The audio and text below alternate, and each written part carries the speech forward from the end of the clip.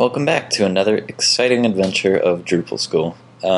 This is part 2 of the module Introduction to Building Modules, or whatever it's called, series. And in here we're going to take our simple alert module and actually have it do something. So let's jump into it. So remember, before we had a page callback to simple alert test, which was just a dummy function, just so that we could enable our module and see the link show up. So let's actually have it do something, and we're going to have it go to simple alert admin settings, and here we're going to name this callback admin settings, and it's going to take a parameter of form state. And don't worry about this that much just yet.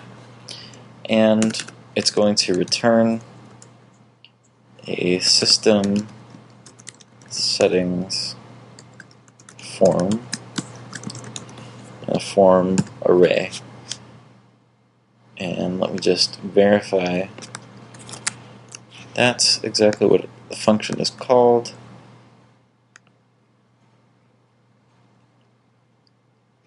Yes, it is. Okay. And so here we can build our form object, or array, sorry. It's technically not an object. Here we define each item. I'm going to call this, I guess we'll call this simple alert message.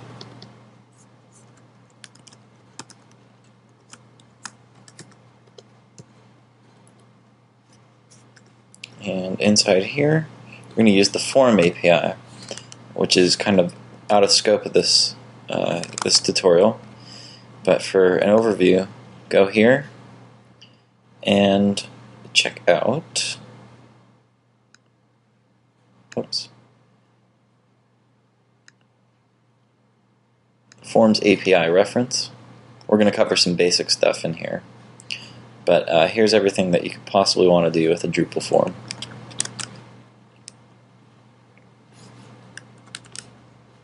So in here, add our title property, and we're going to call this alert message. One thing I'll point out, we're going to wrap this inside of a T function. A T function allows anything that you include in it to be localized for translation. So best practice to always do that, especially when you're writing a contrib module or a module you think might need to be contribbed. It's good stuff to do. And the type is going to be a text field.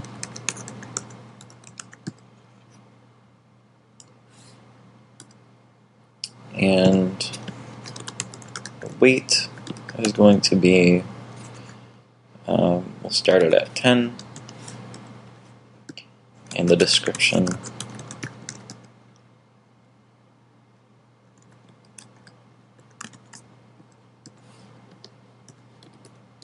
oops.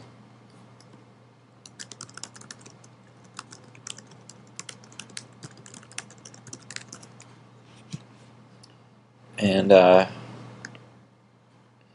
that should do it. Now it won't actually be functional, but we should get our page showing up. So next time we click this, we get nothing.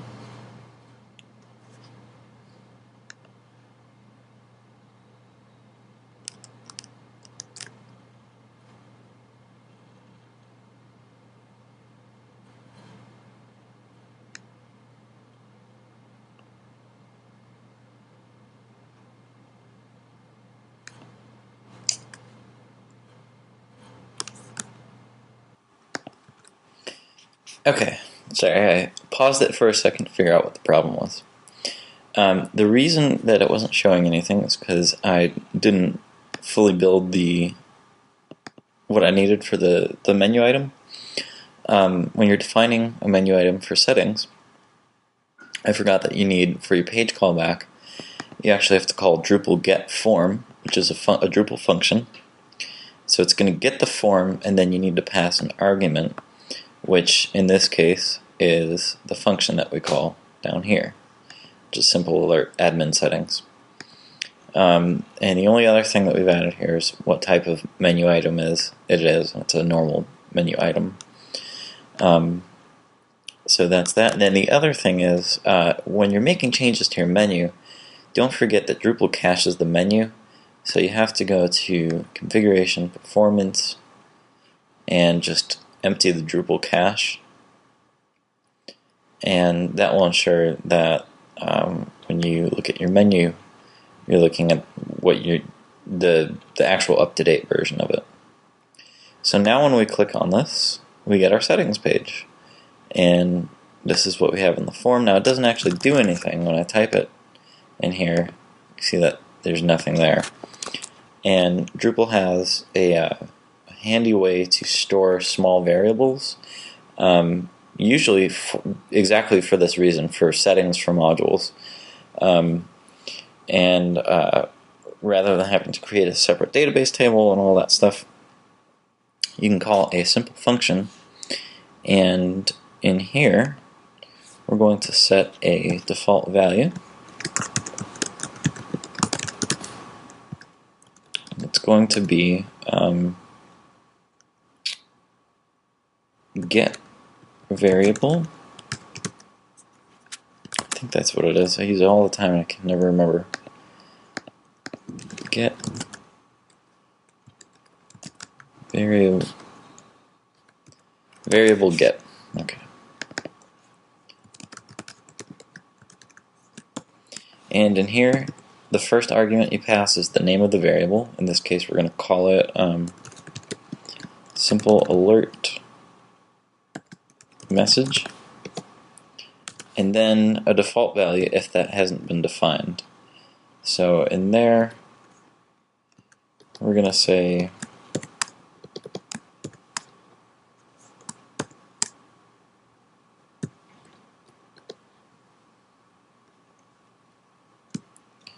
experimental site.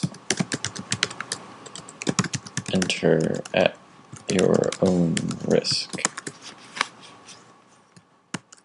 And what this function will do is it'll actually create a variable in the system table of the database. If nothing exists yet with the by the variable of this name, it will actually store this as the default value. And now if we refresh this page, I remembered what we had there. Right, because it's reloading. Let's try clicking there.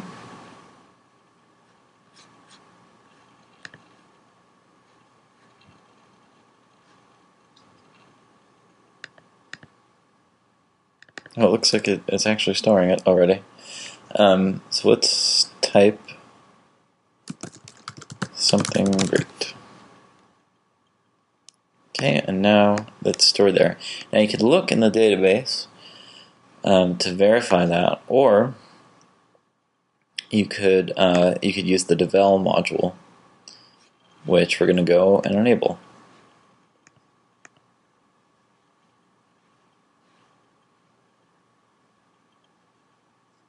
And for our purposes, all we need is the actual regular plain old devel module. And let's go and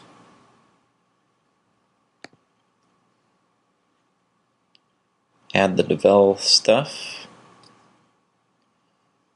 to a block.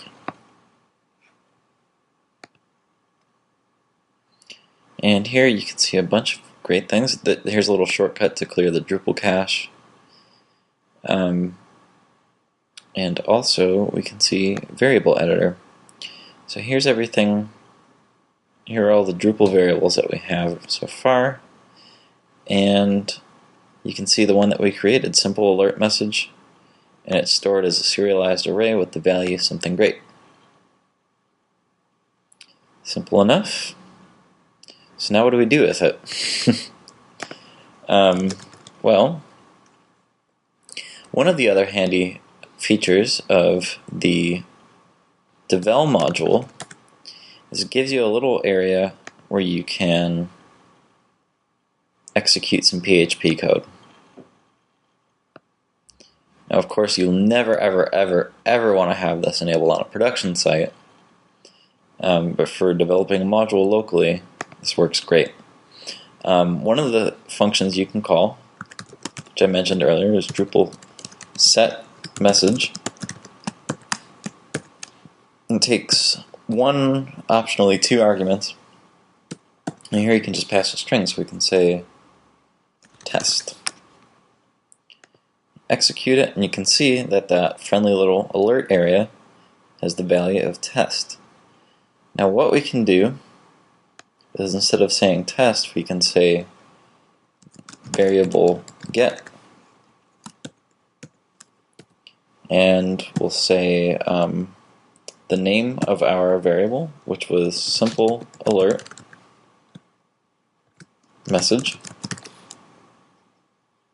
And remember, it takes two arguments. Second is the default value. In this case, we're just going to say null, because if it doesn't exist, we don't want it to show anything. And so you can see that it prints our variable. So that's good. Now we can grab this and drop it into our module. So let's go ahead and add this here. Now I'm trying to think the best hook to call this from. This probably wouldn't be the super most efficient way to do this, but it'll work because this is a demo. There's a hook called init. Just make sure that that is what we want.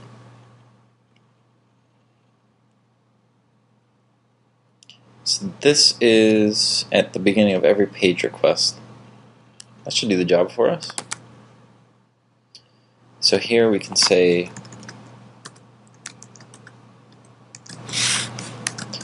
implementation of hook init.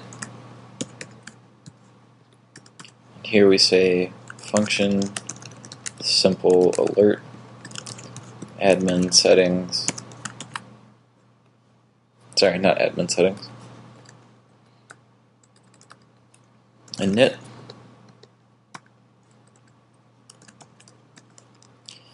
And in here, we're going to paste what we had there.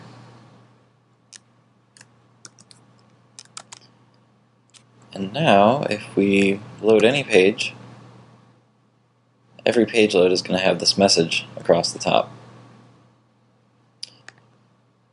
Now, while that's great and it works, we can see our module does exactly what we said it would. It would be really nice if we added one more option to it, two more options to it.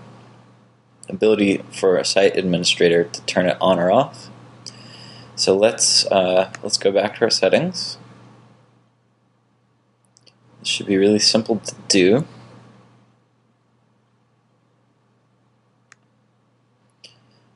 Say careful, this site under construction.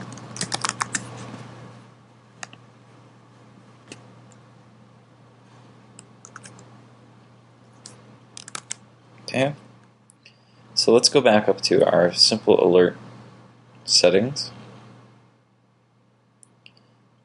and let's add another form element.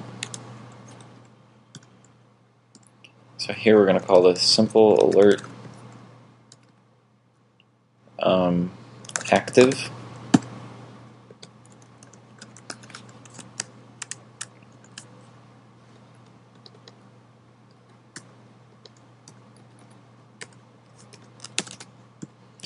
Title is going to be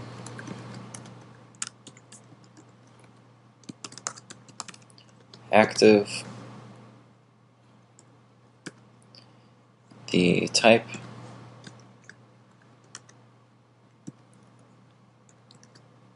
is going to be a checkbox, but let's see what it's actually called. There's two types of checkboxes you can use with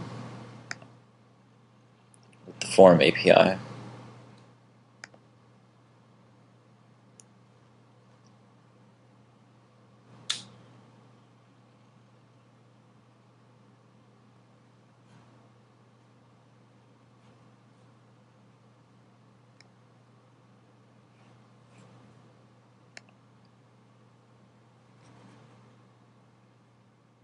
Checkbox versus checkboxes.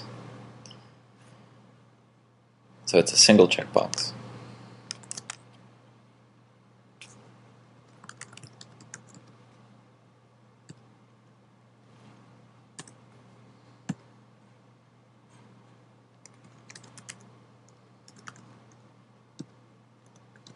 Set the weight to 9 so it appears first in the list. Default value is going to be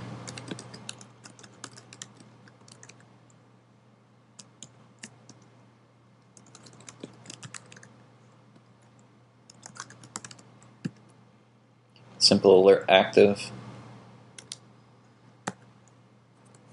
and this is going to be 0 or 1, so we'll have it be off by default.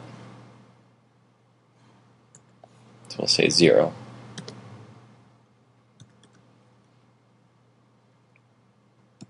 And here we can include our options, which are really just 0 and 1.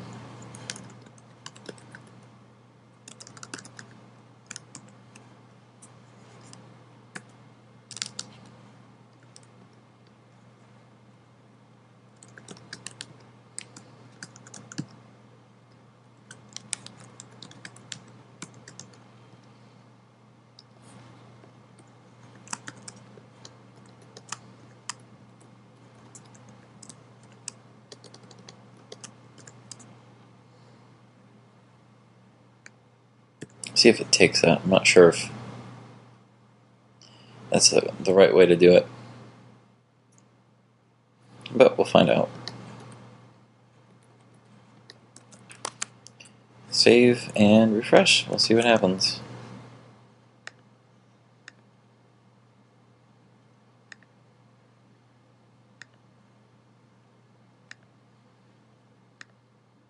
Okay, so it's remembering it. And let's just see how it's storing it.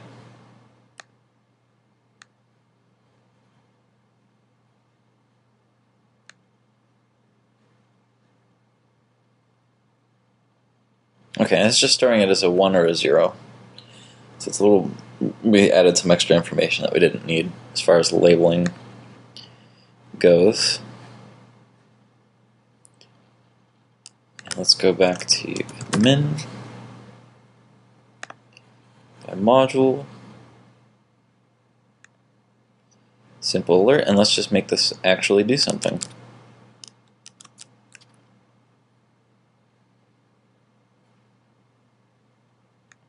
Okay, so here we're just going to add some conditional logic, and we're just going to say if variable get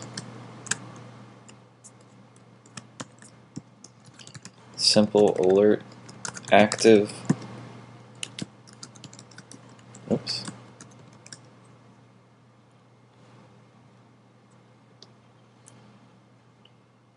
is equal to 1, which means it's active,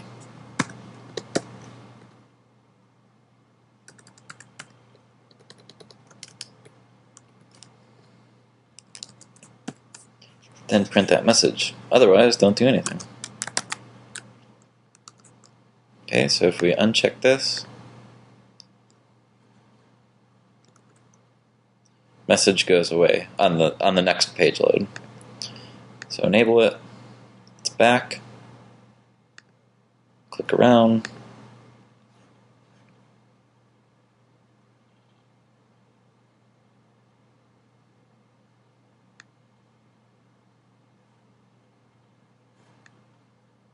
Disable it, click around, and it goes away.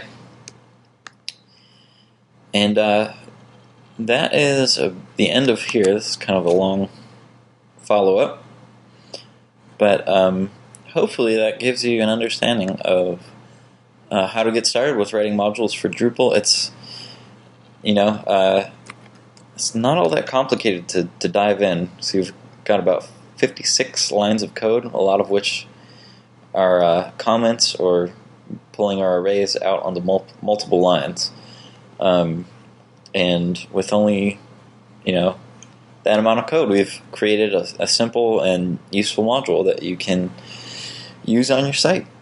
I think I'm going to stop there, and if there's feedback with people want to learn how to dive a little deeper, I might do another follow-up to this. But otherwise, that's it.